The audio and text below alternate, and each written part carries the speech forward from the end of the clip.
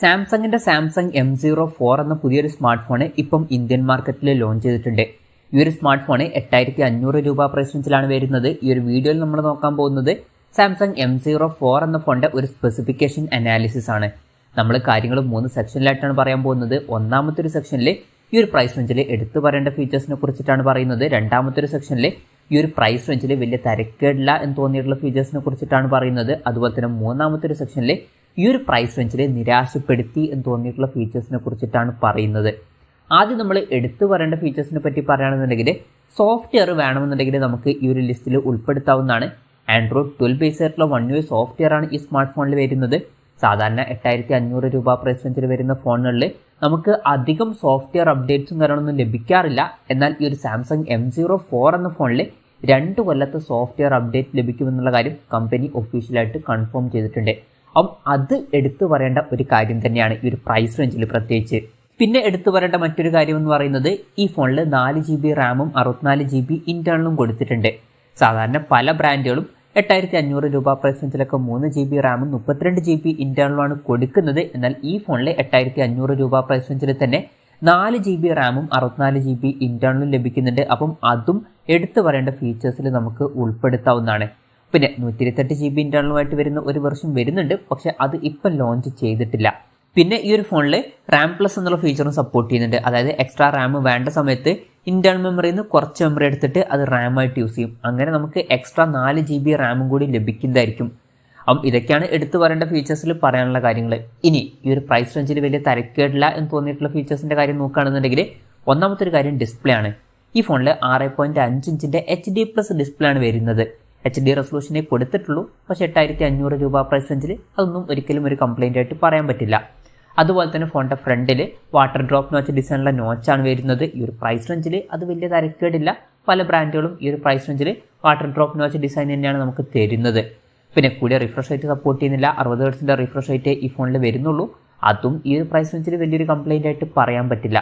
അപ്പോൾ ബേസിക് ആയിട്ടുള്ള display features മാത്രമേ ഈ ഫോണിൽ വരുന്നുള്ളൂ, പക്ഷേ വിലയും അതിനനുസരിച്ചിട്ടേ വരുന്നുള്ളൂ. 8500 രൂപയെ വില വരുന്നുള്ളൂ. പിന്നെ ഈ ഫോണിൻ്റെ 4 കളർ വേരിയൻസ് ഇപ്പോൾ ലോഞ്ച് ചെയ്തിട്ടുണ്ട്. മിൻറ്റ് ഗ്രീൻ, ഗോൾഡ്, വൈറ്റ്, അതുപോലെ തന്നെ ബ്ലൂ. ഇനി പ്രോസസ്സറിൻ്റെ കാര്യം പറയുകയാണെങ്കിൽ അതും നമുക്ക് തരക്കേടില്ലാത്ത ഫീച്ചേഴ്സിൽ ഉൾപ്പെടുത്താവുന്നതാണ്. മീഡിയാടെക്കിൻ്റെ ഹീലിയോ P35 എന്നുള്ള പ്രോസസ്സറാണ് ഈ ഒരു സ്മാർട്ട് ഫോണിൽ വരുന്നത്. ഇത് കുറച്ച് പഴയ പ്രോസസ്സറാണ് എന്നുള്ള കാര്യങ്ങളൊക്കെ വരുന്നുണ്ട്.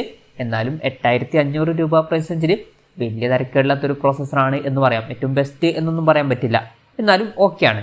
പിന്നെ ഇതിൽ 5G സപ്പോർട്ട് ചെയ്യുന്നില്ല, മാക്സിമം 4G സപ്പോർട്ടാണ് വരുന്നത്.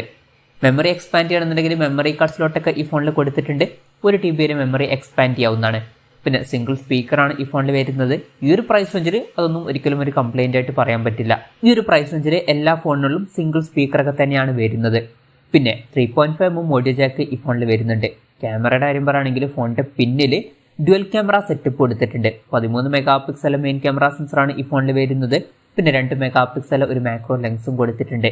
ഈ ഒരു പ്രൈസ് റേഞ്ചിൽ ഇത് തിരക്കില്ലാത്തൊരു ക്യാമറ സെറ്റപ്പാണ് എന്ന് പറയാവുന്നതാണ്. അതുപോലെ തന്നെ ഫ്രണ്ടിൽ 5 MP സെൽഫി ക്യാമറയും കൊടുത്തിട്ടുണ്ട്. അപ്പോൾ ക്യാമറയും നമുക്ക് തിരക്കില്ലാത്ത ഫീച്ചേഴ്സിൻ്റെ ലിസ്റ്റിൽ ഉൾപ്പെടുത്താവുന്നതാണ്. പിന്നെ നമ്മൾ ക്യാമറ ടെസ്റ്റിംഗ് ഒന്നും നടത്തിയിട്ടില്ല, just on paper camera specification വെച്ചിട്ട് മാത്രമാണ് കാര്യങ്ങൾ പറയുന്നത്.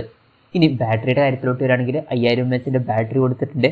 ഫാസ്റ്റ് ചാർജ് സപ്പോർട്ട് ചെയ്യുന്നില്ല. 10 വാട്ടിൻ്റെ ചാർജിങ് സ്പീഡേ ഇതിൽ വരുന്നുള്ളൂ. ഈ ഒരു പ്രൈസ് റേഞ്ചിൽ അതൊന്നും നമുക്കൊരു കംപ്ലൈൻ്റ് ആയിട്ട് പറയാൻ പറ്റില്ല. അധികം ഫോണുകളിലൊന്നും ഈ ഒരു പ്രൈസ് റേഞ്ചിൽ നമുക്ക് ഫാസ്റ്റ് ചാർജ് സപ്പോർട്ട് കിട്ടുന്നില്ല. പിന്നെ Type-C ചാർജിംഗ് പോർട്ടും ഇതിൽ കൊടുത്തിട്ടുണ്ട്. ആ ബാറ്ററി നമുക്ക് തരക്കേടില്ലാത്ത ഫീച്ചേഴ്സിൻ്റെ ലിസ്റ്റിൽ ഉൾപ്പെടുത്താവുന്നതാണ്.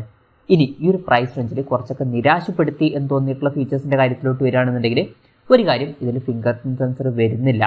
8500 രൂപ പ്രൈസ് റേഞ്ചിൽ പല ബ്രാൻഡുകളും ഫിംഗർ പ്രിൻറ്റ് സെൻസറും കാര്യങ്ങളൊക്കെ അവരുടെ ഫോണുകളിൽ കൊടുക്കുന്നുണ്ട്. എന്നാൽ ഈ ഫോണിൽ അത് മിസ്സിംഗ് ആണ്. അപ്പോൾ അത് ഈ ഒരു പ്രൈസ് റേഞ്ചിൽ ഒരു നെഗറ്റീവായിട്ട് പറയേണ്ടി വരും. അപ്പം ഇതൊക്കെയാണ് ഫീച്ചേഴ്സിനെ പറ്റി പറയാനുള്ള കാര്യങ്ങൾ. ഇനി വിലയുടെ കാര്യം പറയുകയാണെങ്കിൽ ഈ ഫോണിൻ്റെ വില വരുന്നത് 8499 രൂപയാണ്. ഡിസംബർ 16 മുതലാണ് ഫോണിൻ്റെ സെയിൽ സ്റ്റാർട്ട് ചെയ്യുന്നത്. ആമസോൺ വഴിയാണ് ഫോണിൻ്റെ സെയിൽ നടക്കുക. പിന്നെ 128 GB ഇന്റേണൽ വെർഷൻ ഇപ്പം അനൗൺസ് ചെയ്തിട്ടില്ല. എന്തായാലും ഓവറോൾ നോക്കുകയാണെന്നുണ്ടെങ്കിൽ നിങ്ങൾക്ക് ഈ ഒരു 8500 രൂപ പ്രൈസ് റേഞ്ചിൽ ഒരു സാംസങ്ങിൻ്റെ ഫോണാണ് വേണ്ടതെന്നുണ്ടെങ്കിൽ തീർച്ചയായിട്ടും ഈ ഒരു ഫോൺ കൺസിഡർ ചെയ്യാവുന്നതാണ്. പക്ഷേ ഓർത്ത് വെക്കേണ്ട ഒരു കാര്യം, ഫിംഗർ പ്രിൻറ്റ് സെൻസർ ഇതിൽ വരുന്നില്ല. പിന്നെ 4 GB റാമും അതുപോലെ തന്നെ 64 GB ഇന്റേണലും പിന്നെ 2 കൊല്ലത്തെ സോഫ്റ്റ്വെയർ അപ്ഡേറ്റും കാര്യങ്ങളൊക്കെ ഈ ഫോണിൽ ലഭിക്കും. അതൊക്കെ പോസിറ്റീവായിട്ടുള്ള കാര്യങ്ങൾ തന്നെയാണ്. സാംസങ് M04 എന്ന ഫോൺ ഈ ഒരു പ്രൈസ് റേഞ്ചിൽ വലിയ തരക്കേടില്ലാത്ത ഒരു ഫോണായിട്ടാണ് എനിക്ക് തോന്നിയിട്ടുള്ളത്. പക്ഷേ ഫിംഗർ പ്രിന്റ് സെൻസർ ഇല്ല എന്നുള്ള കാര്യം പ്രത്യേകം ശ്രദ്ധിക്കണം. നിങ്ങൾക്ക് ആ ഒരു ഫീച്ചർ ഇമ്പോർട്ടൻ്റ് ആണെന്നുണ്ടെങ്കിൽ ഈ ഒരു ഫോൺ സ്കിപ്പ് ചെയ്യാവുന്നതാണ്. എന്തായാലും സാംസങ് M04 എന്ന ഫോണിനെ പറ്റിയിട്ടുള്ള നിങ്ങളുടെ അഭിപ്രായം ജസ്റ്റ് ഒന്ന് കമൻറ്റ് ചെയ്യുക.